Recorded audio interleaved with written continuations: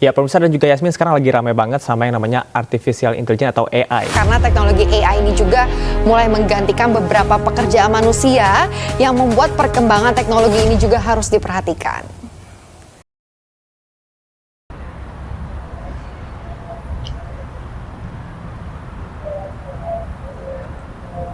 Assalamualaikum warahmatullahi wabarakatuh. Teman-teman sekalian, di WAC ini kita menyaksikan sebuah fenomena di mana Al-Quran sebagai sumber pembelajaran kehidupan di dunia pesantren, di sekolah-sekolah, dan di semua lini kehidupan, kita tidak bisa pisahkan dengan Al-Quran.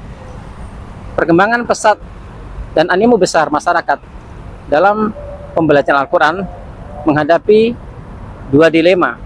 Yang pertama, metode pembelajaran dengan model sorogan yang menjadi warisan berabad-abad lamanya hingga kini berhadapan dengan kemajuan teknologi yang sangat pesat sebagai alat pembelajaran, sumber pembelajaran, dan komunikasi pembelajaran. Ini semua menjadi sebuah tantangan bagi kita, umat Islam, untuk kemudian mengambil pilihan-pilihan apakah mengintegrasikan atau tetap mendikotomikan kedua hal ini. Menjadi semakin menarik, kita akan diskusikan tema ini dalam ruang akademis yang akan dibahas oleh para kandidat doktoral dari Universitas Islam Jakarta. Untuk itu, selamat menyaksikan diskusi kami.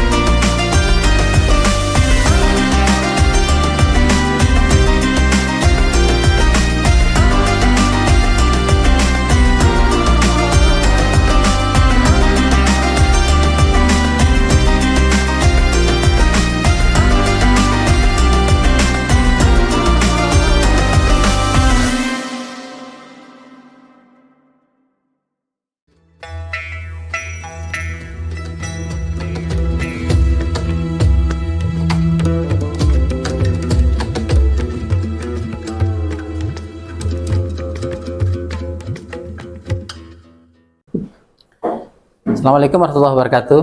Waalaikumsalam. Selamat siang Bapak Ibu sekalian, apa kabar? Alhamdulillah. Hari ini kita jumpa lagi dengan mata kuliah saya, dan kita akan membahas satu topik yang cukup penting, bahkan urgent menurut saya, kaitannya dengan teknologi dan juga dihubungkan dengan pembelajaran Al-Quran yang hari ini menjadi satu tren yang cukup pesat pertumbuhannya di kalangan masyarakat. Nanti kita akan diskusi bagaimana melihat problematika dalam kehidupan bermasyarakat semacam itu, dan nanti masing-masing saya harapkan bisa memberikan tanggapan, respon, serta opini terhadap tema yang akan kita bahas. Baik, kita mulai ya. Teman-teman sekalian, saat ini kita berada pada satu era digital, era teknologi yang di dalamnya kita selalu berinteraksi dengan teknologi itu. Dan dalam pendidikan ada satu peran yang sangat penting, bahkan integral di dalam penerapan pendidikan itu sendiri, di mana ada satu perubahan yang sangat signifikan ketika teknologi itu diterapkan dalam pendidikan, karena punya peran sebagai learning tools, sebagai learning resource, dan bahkan sebagai tools of educational communication. Sehingga ketika ketiga elemen ini kita integrasikan dalam proses pembelajaran, dalam proses pendidikan, akan mendapatkan satu hasil yang sangat efektif dan efisien karena bantuan teknologi. Dan komponen ini saling terkait antara learning tools, kemudian learning resource, serta tools of educational communication. Kalau kita tidak memanfaatkan ini, tentu kita akan justru tertinggal, karena ilmu terus berkembang, teknologi juga terus tumbuh pesat, sementara kita memiliki kemampuan yang terbatas.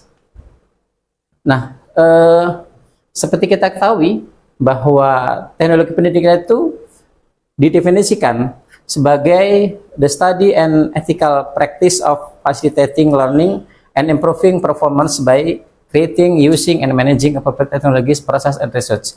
Artinya bahwa peran teknologi sangat penting karena dari hulu sampai hilir kita akan berinteraksi dengannya. Nah, ketika proses pendidikan dari hulu sampai hilir kita tidak kaitkan secara integral dengan pendidikan, maka akan mengalami perlambatan. Pengaruhnya pada apa? Pada proses dan pada output. Sehingga resources harus kita kuasai, kemudian nanti penggunaannya juga harus kita kuasai, termasuk nanti para peserta didik juga harus memahami bahwa peran teknologi sangat besar dalam proses pembelajaran. Kalau kemudian kita sudah menguasai teknologi sebagai tools, sebagai alat pembelajaran, tentu kita bisa manfaatkan nih seluruh perangkat yang kita punya. Ada handphone, ada tab, ya, kemudian ada laptop. Semua punya peran untuk mengakselerasi pengetahuan yang akan kita butuhkan. Dia tidak saja sebagai tools, tapi juga sebagai resource sekaligus, sebagai sumber informasi, sumber literasi, sumber pembelajaran. Itu tentu harus melibatkan seluruh perangkat. Ketika teknologi itu bisa kita akses, ya, dengan percepatan yang sangat maksimal, kemudian performance perangkat juga maksimal, maka akan banyak literasi yang kita dapatkan, akan banyak ilmu yang kita peroleh. Tetapi ketika kemudian perangkatnya tidak bisa mengikuti kebutuhan teknologi, akses internet juga lambat, ini akan memperlambat juga ruang lingkup dan informasi yang kita dapatkan. Teman-teman sekalian, hari ini yang sangat penting bagi kita adalah informasi. Mungkin ada satu ungkapan mengatakan, ternyata untuk keliling dunia itu nggak butuh dana, cukup butuh informasi. Informasi itu misalnya di mana kita bisa sekolah gratis dan beasiswa dari sebuah institusi tertentu, dari kedutaan atau dari perusahaan misalnya, dari sponsor. Kalau informasi kita kuasai, literasi kita kuasai, kita akan keliling dunia tanpa biaya, tanpa dana. Nah, pentingnya informasi itu hubungannya dengan bagaimana kita menguasai teknologi serta perangkatnya. Hari ini kemudian kita bisa dapati satu fenomena bahwa pendekatan teknologi pada proses pembelajaran itu sangat penting perannya ketika guru tidak sebagai satu-satunya sumber pembelajaran. Dia hanya sebagai fasilitator. Tidak lagi teacher oriented, tapi sudah student oriented.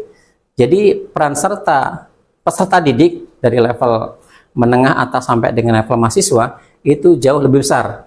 Kalau dulu kita kenal dengan istilah 20-80 atau 80-20, 80% peran mahasiswa, 20% peran dosen. Hari ini tentu akan lebih kecil nanti peran dosen. Mungkin nggak 20, mungkin 10 yang ngasih tugas, kemudian kita serahkan kepada mahasiswa untuk berinteraksi dengan literasi yang ada dalam internet atau dalam teknologi. Sehingga saat ini kita dapati bahwa pendidikan begitu besar daya dukung teknologi di dalam proses pembelajarannya, dan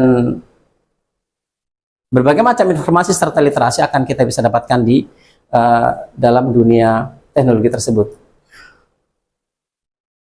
Ketika teknologi kita jadikan sebagai sumber belajar, maka kita akan lebih banyak mendapatkan satu, informasi, kedua, literasi, ketiga, aksesibilitas, dan keempat, akselerasi atau percepatan. Dibandingkan dengan kalau zaman dulu kita pergi ke perpustakaan, kemudian kita harus bikin kartu anggota, kemudian kita harus mendapatkan registrasi, lalu kita bisa pinjam, lalu kita duduk berjam-jam, baru kita dapatkan satu literasi dan kesimpulan. Hari ini kita sambil ngopi langsung bisa buka internet, literasi banyak, informasi banyak, bahkan ada perpustakaan bersifat digital. Ya, e-book di mana-mana. Sumber literasi untuk disertasi, untuk karya tulis, itu jauh lebih besar kita dapatkan kalau kita menggunakan teknologi sebagai sumber belajar. Ini hebatnya teknologi. Nah, teman-teman sekalian, tantangan baru kita hari ini adalah AI atau kecerdasan buatan. Banyak sekali sekarang keterampilan atau skill seseorang, sepintar apapun, itu harus dihadapkan pada keterampilan komputasi atau keterampilan digital. Ya, bikin makalah, bikin literasi itu hal yang biasa dengan AI. Bahkan sekarang wajah sudah bisa dirubah dengan wajah orang lain, dengan suara orang lain, dan kita kemudian dengan kecerdasan buatan bisa menjadi sosok baru yang itu bisa ditampilkan dalam media sosial. Nah, ketika AI atau artificial intelligence ini kemudian kita manfaatkan secara positif, maka dampaknya positif. Tapi ketika kita salah memanfaatkan, maka juga akan memberikan dampak yang negatif. Satu tantangan yang bahkan dalam dunia kerja, itu AI menjadi sebuah kompetitor yang sangat mengerikan. Nanti tidak ada lagi kantor, tidak ada lagi hubungan atasan bawahan, semua virtual office, yang ada adalah tim. Nah, hari ini kita masih bisa dapatkan pekerjaan, tapi anak generasi kita, cucu kita akan semakin sulit mendapatkan pekerjaan, dan lapangan kerja semakin sulit diperoleh kecuali memiliki keterampilan-keterampilan yang mampu menandingi keterampilan AI atau artificial intelligence. Nah, tantangan kita adalah kemudian menjadikan AI sebagai sumber pembelajaran. Dia tidak semata-mata memberikan peran-peran manipulatif dalam proses pembelajaran kita. Hari ini kalau di dunia marketing, AI diberikan peran manipulatif, mempercantik atau menjadi kosmetik dalam satu produk tertentu, sehingga apa yang diproduksi akan di-markup menjadi semakin baik hasilnya dengan teknologi AI. Nah, bagaimana kemudian dalam proses pembelajaran, AI sebagai alat pembelajaran yang akan memberikan banyak pengaruh positif, percepatannya, keluasan literasinya, kelengkapan informasinya, termasuk juga kemudian hasil yang diperoleh oleh para peserta didik. Nah, ini yang kemudian tantangan selanjutnya adalah para guru, para dosen, para aktivis pendidikan, termasuk pengelola lembaga pendidikan, harus benar-benar menguasai AI. Alangkah baiknya kalau kemudian seluruh yang positif, nilai-nilai positif dalam pembelajaran itu disupport oleh AI. Ketika kemudian kita hadapkan pada sebuah fakta bahwa ada sesuatu yang akan tergerus, satu metode pembelajaran yang bertahan berabad-abad lamanya, yang ini sangat kuat hubungan emosional antara guru dengan murid, atau antara kiai dengan santri, antara sumber belajar dengan peserta belajar, yaitu metode Sorogan. Ketika dihadapkan dengan aplikasi AI yang sekarang sudah mulai marak, misalnya adalah aplikasi Tartil. Nah, kasus ini kemudian nanti kita akan diskusikan bagaimana pendapat teman-teman sekalian kaitannya dengan dua fakta yang tidak bisa kita hindari.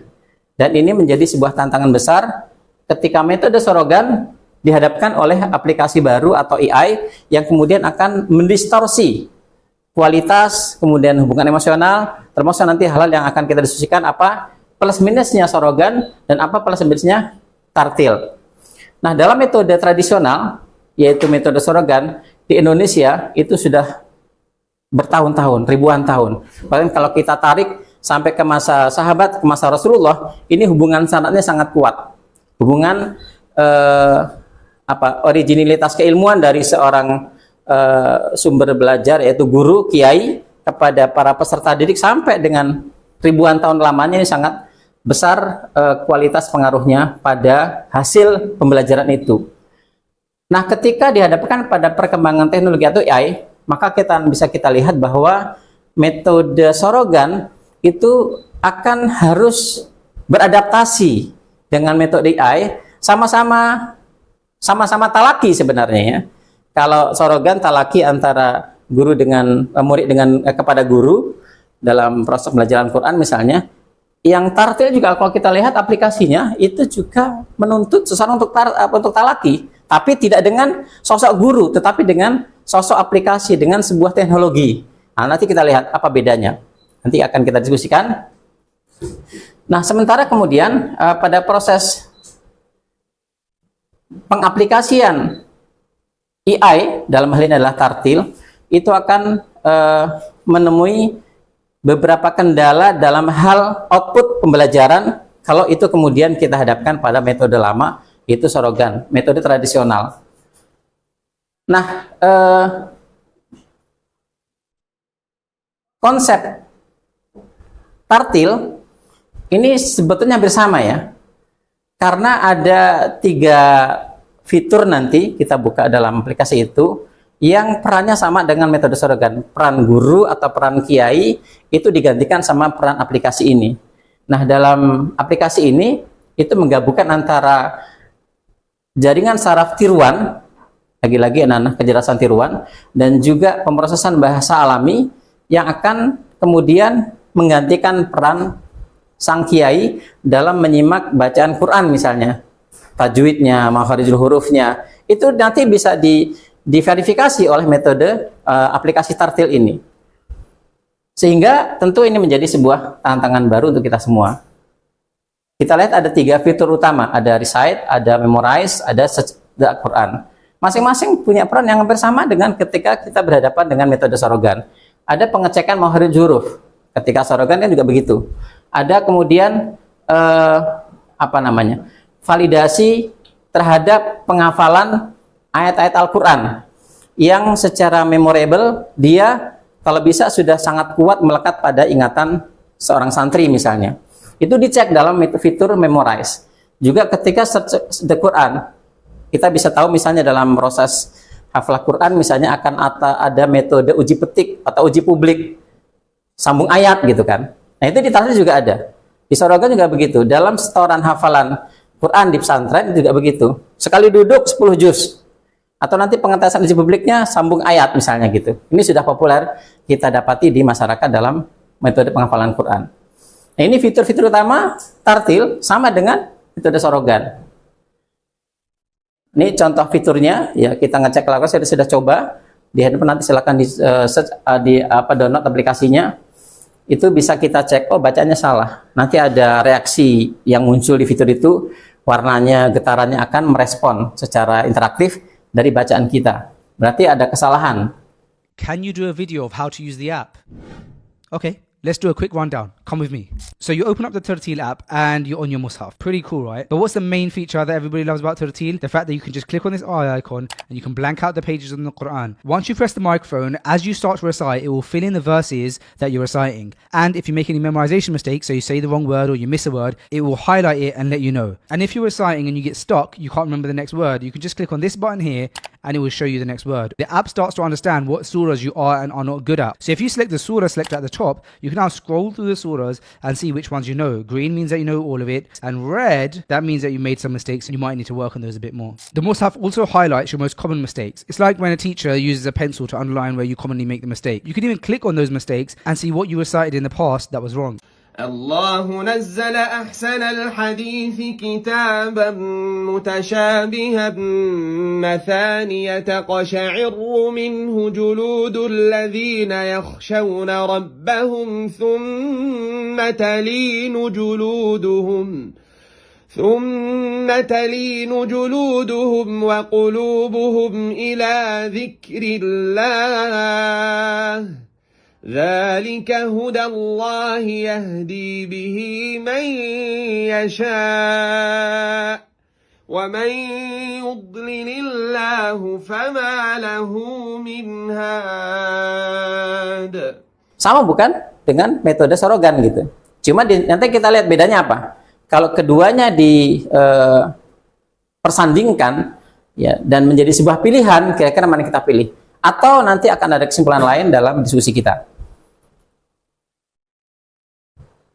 Ada satu data statistik yang menjelaskan bahwa tartil memantau aktivitas pengguna dalam baca Quran, termasuk jumlah ayat dibaca, akan ada persentase yang ditempuh, kata kunci yang dicari, serta memberikan estimasi pahala beraktivitas. Jadi gini, di metode tartil ini teman sekalian, itu sama dengan kalau kita menggunakan metode tradisional. Dalam kurun waktu menit, dalam rentang waktu jam, hari, bulan, tahun, kita nanti akan dievaluasi, akan dikoreksi seberapa besar interaksi kita dengan Al-Quran, dan akhirnya nanti hasil akhirnya kalau kita mulai dari sisi pahala, seberapa besar pahala yang kita dapatkan dengan interaksi itu. Ini luar biasa. Jadi inilah teknologi AI. Bahkan sudah bisa menyiapkan sebuah data statistik. Nah, tapi positifnya ada potensi untuk diintegrasikan dua metode ini, yaitu AI dan sorogan. Pada sisi apa nanti integrasinya, itu menjadi tantangan kita bersama. Tapi setidaknya bahwa personalisasi pembelajaran terkait dengan preferensi belajar tiap individu yang disajikan secara interaktif oleh metode itu dengan teknologi AI, itu memungkinkan ada satu analisa yang sangat akurat. Karena kan cara kerjanya sangat komputatif dan juga sangat algoritmik gitu ya. Cara kerja ini sangat akurat dibandingkan dengan misalnya metode sorogan. Ini misalnya kalau kita mau sandingan antara satu metode dengan metode lain. Tapi sisi lain juga kalau kemudian metode sorogan kita hilangkan, maka hubungan emosional antara guru dengan murid misalnya menjadi hilang. Karena ketergantungan pada teknologi misalnya akan semakin kuat. Itu beberapa hal yang nanti akan menjadi analisa. Tapi setidaknya ada potensi integrasi.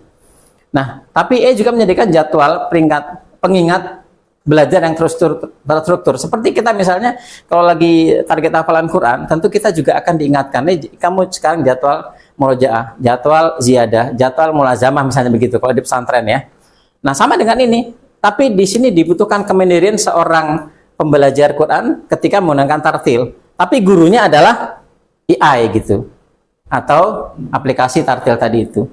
Jadi nanti kita lihat plus minusnya. Nah, kemudian saat yang sama, sisi negatif ada ancaman. Ancaman integrasi antara dua metode ini, AI dengan sorogan. Tentu saya nggak bahas secara detail, biar ini menjadi satu bahan diskusi. Tapi setidaknya kita tahu plus minusnya AI apa, plus minusnya sorogan itu apa. Nah, integrasi teknologi yang kemudian disandingkan dengan metode tradisional sorogan dalam pendidikan era digital kita, itu akan menjadi sebuah fakta menarik ketika kemudian keduanya dikawinkan secara integratif. Karena Islam mendorong pemanfaatan teknologi untuk membantu kehidupan manusia dalam ranah praktis ya. Konsep saharo yang menekankan bahwa hasil teknologi harus memberikan nilai guna dan tidak menimbulkan ancaman, serta manusia tidak asal mengembangkan diri atas kemajuan teknologi tanpa mengakui campur tangan Allah. Saat yang sama, integrasi AI dan metode sorogan memberikan keunggulan bagi lembaga pendidikan Islam dengan menjadi daya tarik generasi muda di era digital.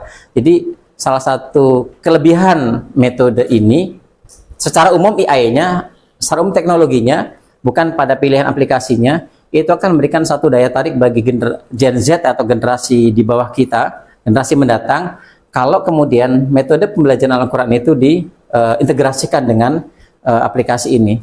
Tapi kalau kita tetap pertahankan sorogan, pada porsi apa, itu nanti akan kita diskusikan. Saya kira itu kesimpulan akhir saja. Silakan kita diskusi teman-teman sekalian.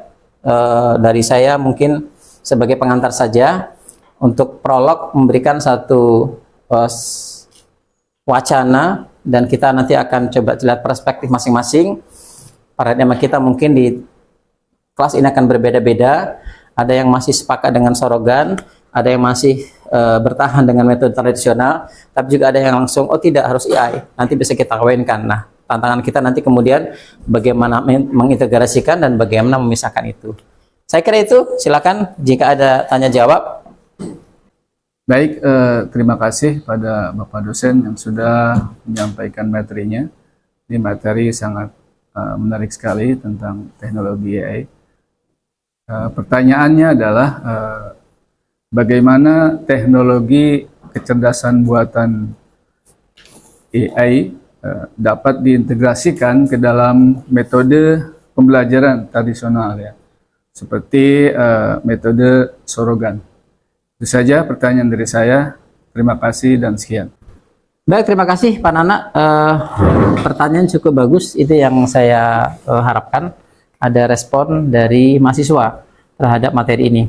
Tapi sebelum saya jawab, alangkah baiknya yang menjawab juga adalah mahasiswa, agar kita bisa mengeksplor literasi yang selama ini barangkali sudah cukup banyak di kalangan teman-teman sekalian. Silakan, siapa? Oke. Baik, izin Bapak, saya akan menanggapi dari pertanyaan Pak Nana ya. Oke, tentunya dalam metode sorogan di sini, tentunya untuk mengintegrasikan dari AI tadi dalam metode sorogan dapat meningkatkan tentunya pertama personalisasi, kemudian dapat meningkatkan juga aksesibilitas pembelajaran. Nah, dalam aplikasi AI tadi yang sudah dijelaskan oleh Pak dosen tadi, di sini ada aplikasi Tartil yang bernama aplikasi Tartil di sini. Tentunya aplikasi Tartil di sini akan menjadi pendamping siswa dalam belajar dimanapun mereka berada. Berbeda dengan metode sorogan yang harus ada pendidik atau misalnya ada pengajar dan nanti ada siswa tentunya. Nah, dalam penggunaan aplikasi Tartil di sini, siswa dapat dimanapun dan kapanpun mereka berada tanpa ada sekat dan tempat waktu yang ditentukan. Nah, kemudian adanya adaptasi teknologi di sini dalam pendidikan dijadikan melalui aplikasi Tartil tadi untuk meningkatkan kualitas pendidikan. Nah, kemudian termasuk juga dalam peningkatan kualitas gaya belajar siswa, kemudian bagaimana guru dapat berinteraksi dengan siswa dan guru. Oke, terima kasih. Baik, terima kasih Bu Erna. Luar biasa, berarti beliau sudah pernah menggunakan satu aplikasi yang akan memudahkan kita dalam pelajaran. Ini menarik sekali, semoga berkembang ya diskusi kita hari ini, dan nanti teman-teman silakan mengeksplor tema kita. Selanjutnya silakan, saya ingin bertanya. Pak dosen, saya akan menanyakan apa saja fitur utama yang ditawarkan oleh aplikasi Tartil dalam membantu pembelajaran Al-Quran. Itu saja Pak dosen yang saya tanyakan. Terima kasih. Terima kasih Pak Sapar atas pertanyaannya. Menarik ya, diskusi kita semakin berkembang, semakin luas dan semakin eksploratif. Dan ini saya minta teman-teman yang sudah mencoba bahkan menggunakan aplikasi ini bisa menjelaskan mungkin. Silakan. Siapa tadi ya? Saya Bu Erna kalau salah ya. Ya. Baik, silakan Bu Erna. Terima kasih Bapak dosen. Baik, saya tadi dari pertanyaan Pak Sapar ya. Kayak di sini fitur apa saja sih gitu ya. Nah, di sini dalam mengaplikasikan metode Tartil, di sini aplikasi menyediakan banyak sekali berbagai macam fitur yang tersedia, diantaranya fitur seperti bimbingan membaca Al-Quran, kemudian dan sebelumnya yang dijelaskan saya tadi, bahwa sangat membantu dalam bimbingan membaca Al-Quran, termasuk adanya umpan balik secara real time dalam pembelajaran. Nah, di sini juga dalam fitur atau dalam metode tartil ini bisa digunakan kapanpun, dimanapun, dan saat dimana saja. Jadi seperti halnya ini kita punya smartphone kemudian kita ada aplikasi metode tartil tadi, kita bisa gunakan dimanapun. Jadi dengan ini untuk lebih mengefisien dan mengefektifkan waktu. Nah kemudian metode tartil juga sangat membantu untuk pemahaman secara mandiri. Nah kalau tadi metode Sorogan kan kita butuh dengan guru atau pembimbing atau pendidik. Nah untuk metode tartil di sini membantu kita untuk meningkatkan pemahaman secara mandiri. Nah kemudian ditambah lagi kemampuan kita dalam teknologi AI di sini, yang meningkatkan di mana kita bisa belajar mandiri tanpa batas waktu, ruang, dan tempat. Baik, mungkin itu saja Bapak, terima kasih. Baik, terima kasih Bu Erna. Luar biasa ya berkembang diskusi kita. Jadi ada satu perangkat yang sudah digunakan oleh salah satu teman kita, dan tadi dijelaskan bahwa ada respon real time yang cukup interaktif. Nah, barangkali ini terus akan kita gali apa kelebihan-kelebihan dari teknologi terutama aplikasi tartil. Mungkin ada yang ingin menambahkan atau menyanggah, silakan. Siapa? Izin Pak dosen. Ini saya izin menanggapi yang tadi disampaikan Bu Erna ya, tentang salah satu keunggulan dari aplikasi tartil ini kan tadi katanya adanya umpan balik real time. Nah emang benar tuh ya, ada umpan balik real time. Sudah banyak pengguna itu menyampaikan review positif akan manfaat atau keunggulan dari aplikasi tartil ini. Cuma nih kita kan juga perlu memperhatikan ya bahwa ada keterbatasan gitu ya interaksi antara pengguna tartil yang dalam arti dia sedang belajar ya atau peserta didik, dia tidak didampingi oleh guru ya. Sementara yang namanya AI walaupun dia cerdas, tapi tetap aja sampai sekarang nih ada kekurangannya. Nah, saya juga membaca-baca review dari aplikasi tartil ini, dan kebetulan tuh murid saya juga pakai. Nah, ini ada yang menuliskan review beberapa ya terhadap aplikasi tartil ini. Dikatakan, wah saya udah baca udah bener, tapi malah disalahin. Terus ada juga yang menyatakan terkadang ada beberapa ayat yang saya baca dengan benar, tapi dinilai salah oleh tartil. Atau ada kekeliruan huruf yang suaranya hampir sama, tapi si tartil, si AI ini masih belum bisa mendeteksi kesalahan. Nah dari sini kan kita bisa lihat bahwa kehadiran guru gitu ya sebagai pendamping itu ternyata sangat penting. Ya mungkin dalam 1 minggu murid bisa saja belajar mandiri dengan aplikasi tartil, tapi gurunya tetap memantau, misalnya paling tidak kalau tidak sempat tiap hari ya seminggu sekali gitu. Sehingga kalau ada yang salah-salah juga gurunya bisa perbaiki gitu. Dan itu kan artinya si guru ini nanti bisa membimbing atau menuntun sehingga pemahaman dari peserta didiknya juga menjadi lebih mendalam, dan ini sifatnya juga kan kontekstual dari tiap-tiap kendala yang dihadapi muridnya. Gitu aja Pak. Makasih. Baik, terima kasih Bu Ingrid, luar biasa ya. Rupanya diskusi ini semakin mendalam karena salah satu di antara teman kita bukan saja menggunakan tapi sudah mulai mengkoreksi atau mereview lah ya. Ini menunjukkan bahwa kita cuma bukan sekedar asik di literasi, tapi juga mulai berinteraksi dengan aplikasi yang sekarang sedang tren.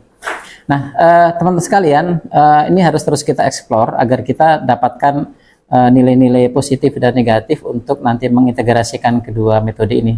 Silakan, siapa lagi akan menyampaikan pertanyaan? Ya, baik. Saya mau bertanya, dari uraian tadi dapat dilihat bahwa AI memang memiliki berbagai potensi yang bisa dimanfaatkan untuk mencapai tujuan pembangunan. Kemudian, kecerdasan buatan ini telah menjadi salah satu pilar utama inovasi teknologi ya dalam dekade terakhir. Pertanyaan saya adalah, apa potensi dan ancaman yang terkait dengan pembangunan kecerdasan buatan dalam pendidikan Islam? Itu sekian, terima kasih. Terima kasih Pak Alwi, luar biasa. Saya suka nih kelas ini, sangat dinamis sekali ya. Semua merespon, semua menanggapi, dan semua selalu by literasi. Ya memang kita sadari bahwa AI ini satu keunggulan. Tapi kalau kita hubungkan dengan satu metode pembelajaran tertentu, juga sekaligus menjadi ancaman. Nah tadi ada pertanyaan Pak Alwi nih, menjadi ancaman. Kira-kira apa nih ancaman yang dimunculkan ketika AI itu kita terapkan dalam penggunaan metode yang selama ini kita aplikasikan? Silakan, siapa yang mau menanggapi pertanyaan Pak Alwi? Saya Pak. Izin Pak, saya menanggapi. Untuk pertanyaannya Pak Alwi itu luar biasa sekali. Kebetulan saya adalah praktisi di mana mengajar Gen Z ya, dan telah menggunakan aplikasi tersebut.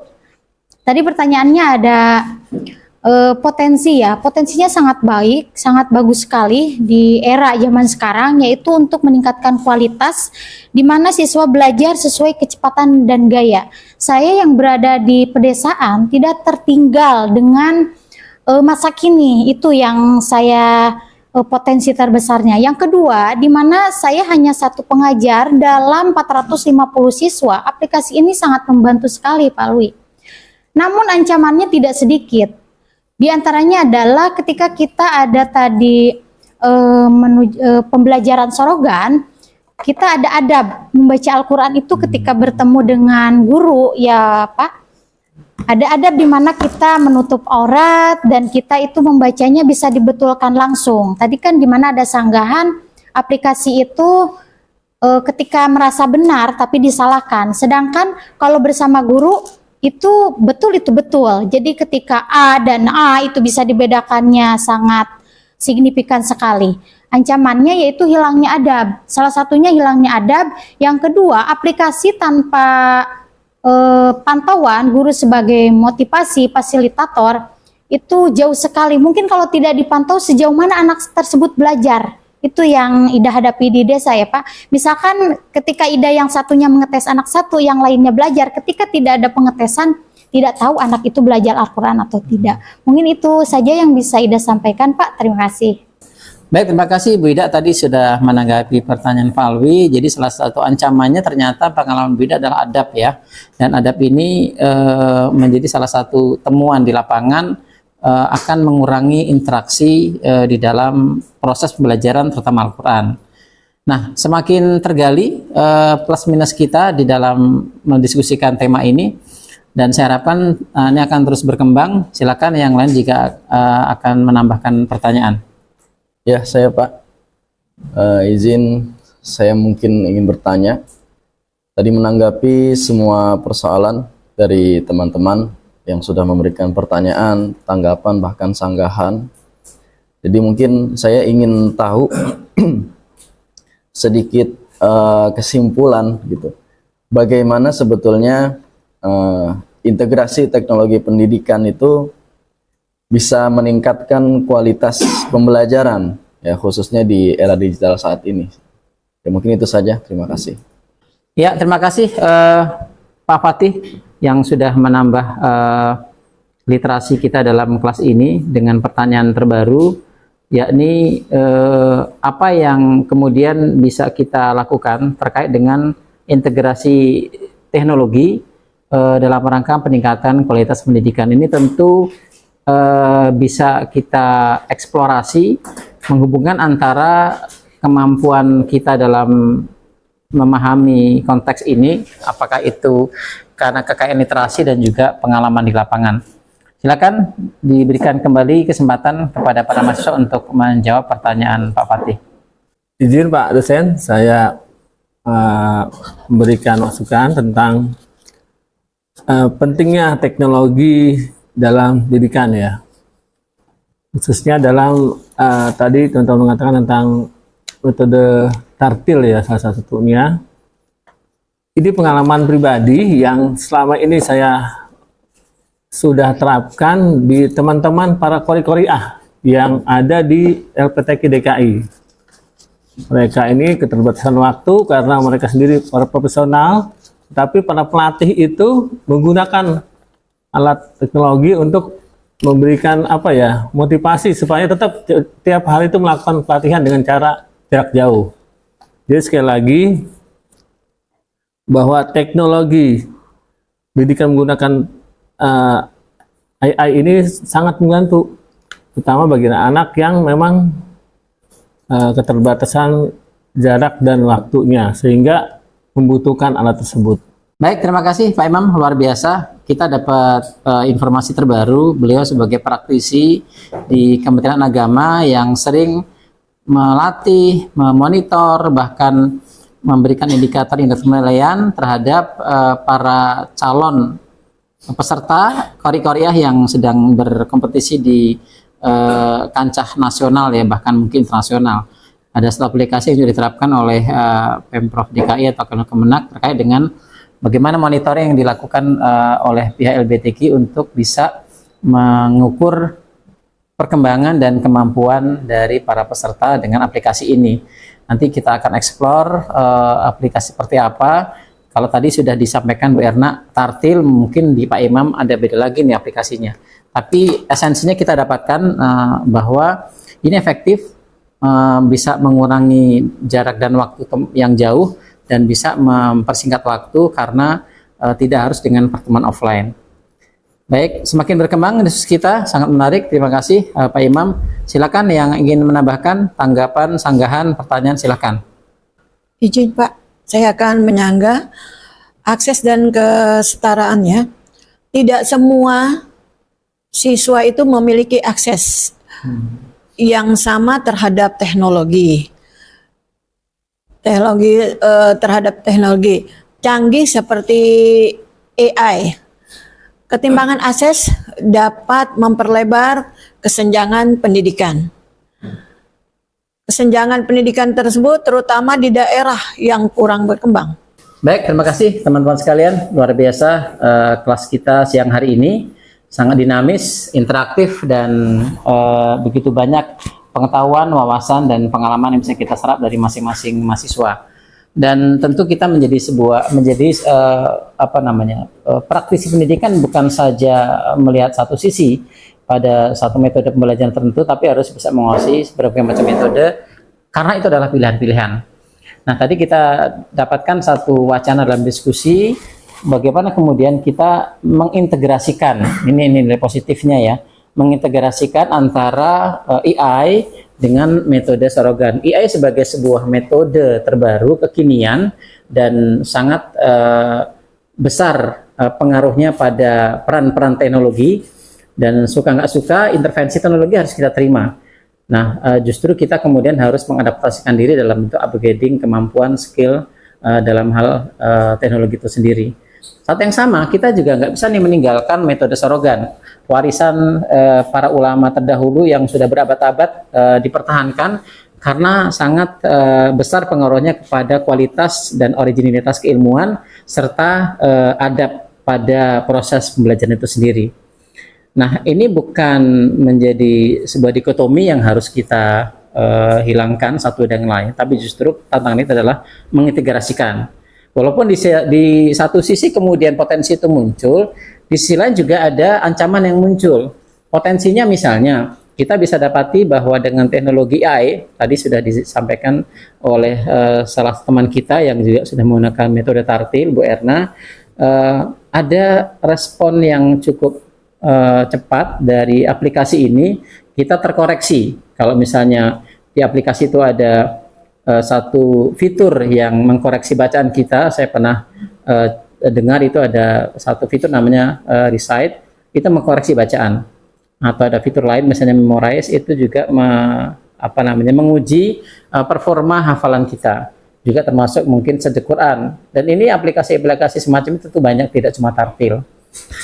Tadi Pak Imam menjelaskan misalnya bahwa ada tantangan ketika harus mengajarkan atau membimbing atau mengcoach salah satu peserta KORI dari luar daerah yang akan dicalonkan sebagai kandidat peserta nasional. Karena jaraknya jauh, mau nggak mau pilihannya adalah pilihan metode AI yang itu bisa banyak opsi, tartil misalnya gitu.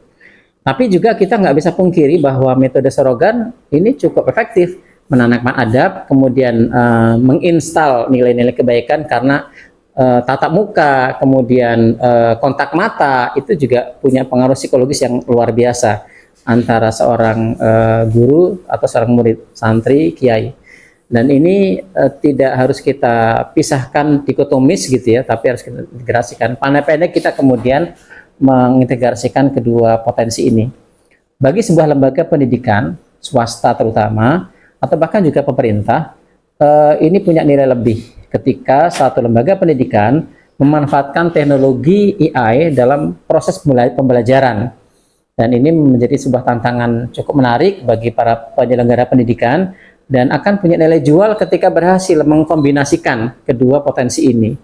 Nah, di Indonesia sebagai satu masyarakat yang pragmatis sekaligus idealis dalam memandang dunia pendidikan, maka kita kemudian ditantang untuk lebih cerdas, lebih inovatif, lebih improvisasinya banyak untuk kemudian mengkombinasikan kedua pilihan ini.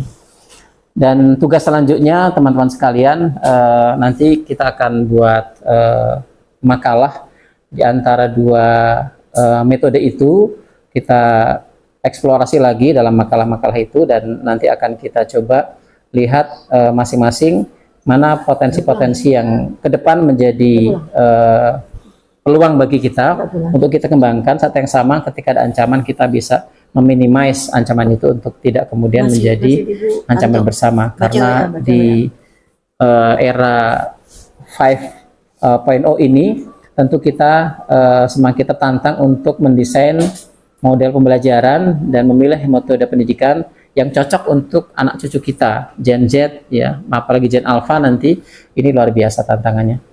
Saya kira itu kelas kita hari ini kita cukupkan dan nanti kita sambung di pertemuan berikutnya. Terima kasih atas partisipasi teman-teman sekalian, luar biasa kelas ini. Semoga inovasi dan improvisasi teman-teman dalam metode belajar akan semakin baik dan semakin progresif demi kontribusi kita pada bangsa dan negara dalam dunia pendidikan. Saya akhiri kelas kita pada hari ini dengan mengucapkan hamdalah, alhamdulillahirabbil alamin, dan dari saya cukup. Assalamualaikum warahmatullahi wabarakatuh. Waalaikumsalam warahmatullahi wabarakatuh.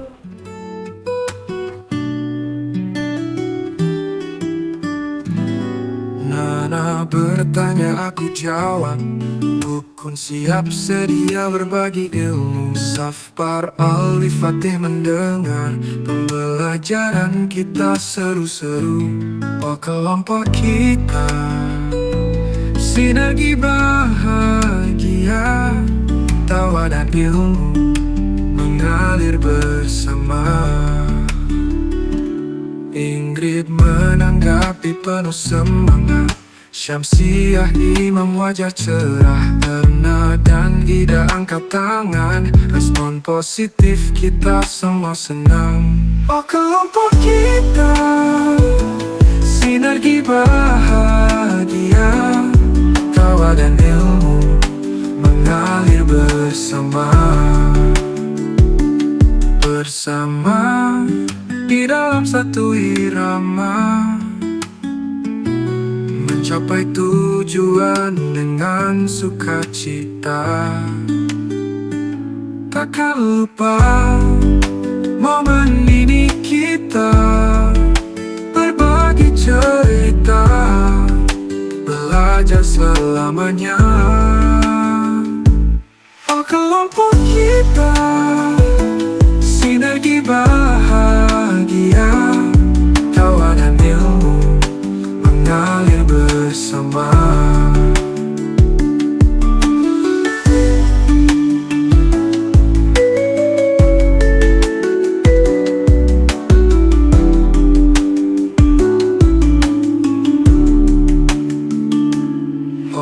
kelompok kita, sinergi bahagia, tawa dan ilmu mengalir bersama.